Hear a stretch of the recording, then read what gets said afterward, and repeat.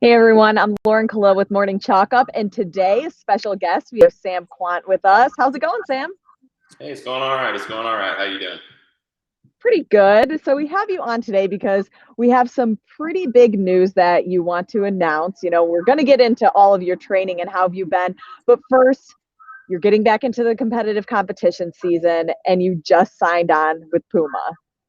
Yeah. I just joined the PUMA fam. I am super stoked and blessed to be a part of it. Yeah, great way to So kick off take this season. And that's really what it's doing. It's kicking off the start to your season, but take me through what the process was like for you when it came to making that decision to join on with PUMA.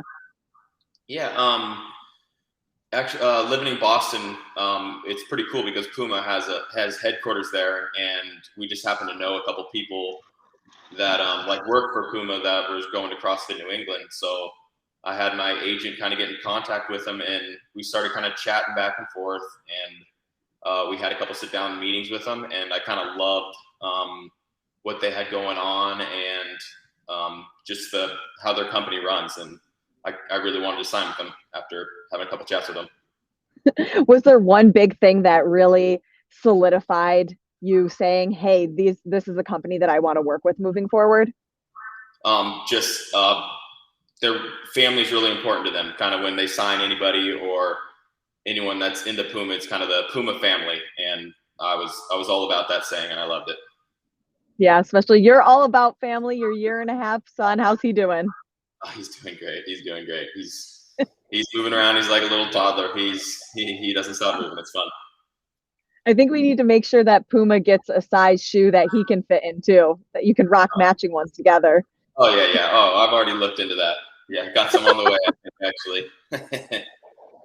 Any other plans that you have when it comes to signing on with PUMA that you want to see moving forward? With PUMA, Yes. yeah, we've had a couple meetings and we've had some really cool chats, kind of to help out like the community with stuff like which they kind of brought this up to me, and it was their idea. Anytime that I podium, I'm going to be able to give 10K to like a organization of my choice, which I thought was super cool, and I'm super excited, and it even gives me more of an incentive to podium. And then also starting in 2020, anytime I compete in podium, we're also going to give away 100 pairs of PUMA fuses to affiliate of my choice. So those are some really cool things that I'm really excited about, and I think it's so cool that PUMA's giving me the chance to do that. How does having that connection with the community and something bigger than the sport, what does that mean to you that now you can be a part of that to give back to communities and other affiliates? Yeah, it's something that I felt like I needed to do, and I don't really feel like I had the chance before. So them giving me this opportunity makes me feel a little more fulfilled, like with what I feel like I should be doing with helping the community. Sure. Is there any specific volunteer programs or nonprofits that you're looking specifically to get involved with? Yeah, there is a nonprofit that is kind of near to me. I don't think many people know this, but my youngest sister actually passed away because she had a chromosome disorder called trisomy 18. So there's a couple organizations that work with families and support families with that. So that's my plan to donate to them.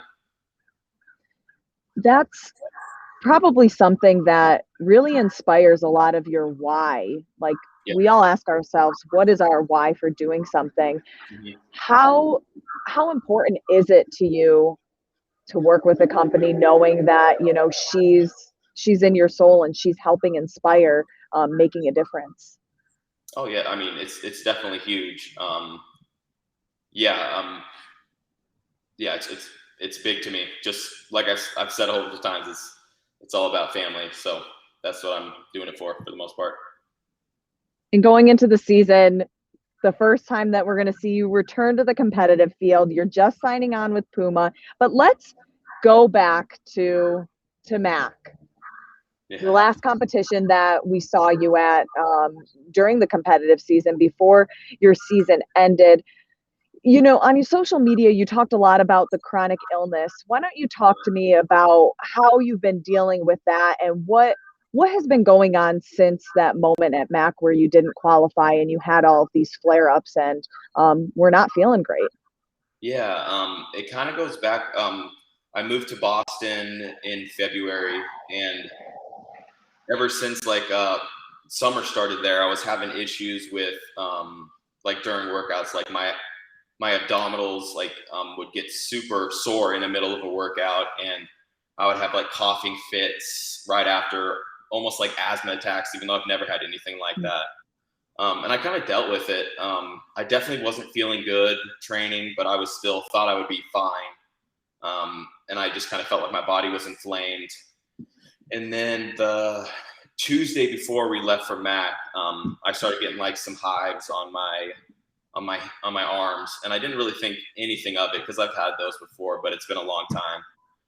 And then when we got to Tennessee, I woke up in the middle of the night with just my body was just covered in hives, and my throat was kind of closing up, and it was kind of scary, to be honest.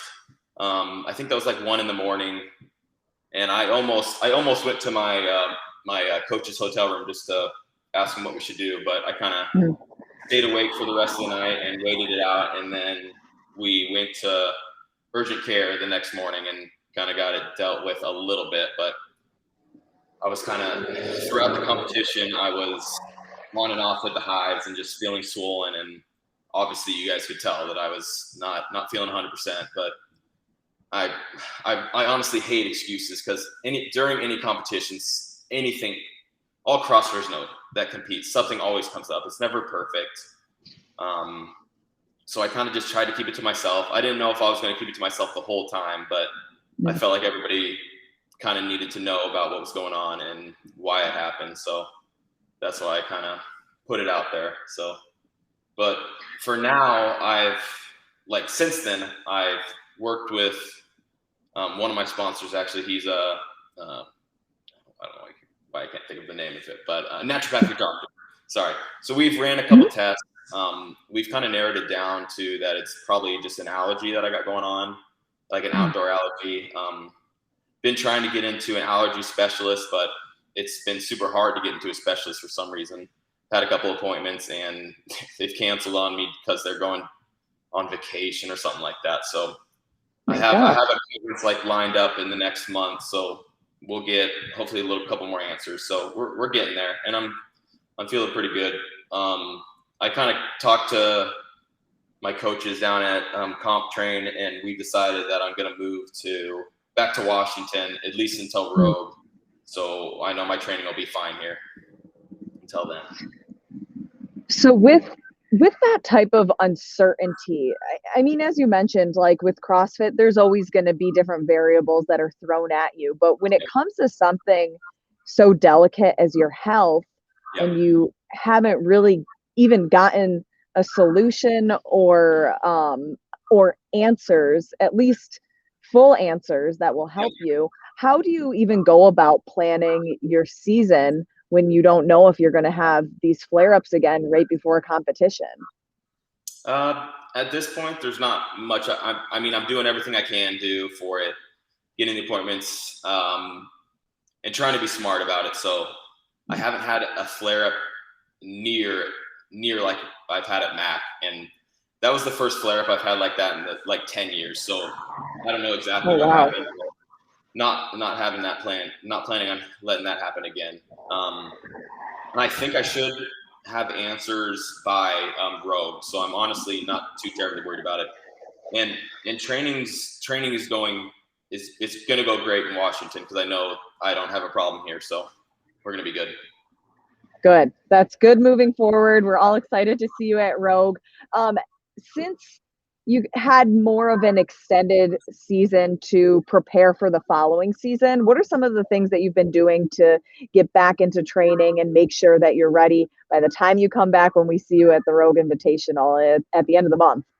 Yeah. So, I mean, when I missed out on the games, it obviously sucked, but I did a lot of games training style stuff with the Comp Train crew. So I still felt like I was getting super fit, and then took a nice little deload, and I didn't have my body beat up at the game. So I'm kind of still like riding that, and we're definitely, me and the comp train crew have definitely got some plans in place for getting me fit and working on those weaknesses. So I'm excited for this upcoming season. It's going to be good. Redemption year. Redemption year. I love that. And we look forward to seeing you in your new PUMA gear. What will we see you in at Rogue? Have you picked out the shoes and the outfit yet? No. I'm gonna leave that to the pros at PUMA. Hopefully they're gonna send me outfits, because I'm not good at picking them out. So they're gonna have me looking good. I trust them. Let them decide what matches, and then you don't need to think about it at all. That's on them. And it's on them. It'll be good. Awesome, Sam. Thank you so much. We look forward to seeing you at Rogue and seeing what else you do for the rest of the season. Yeah. Hey, thank you. Appreciate that.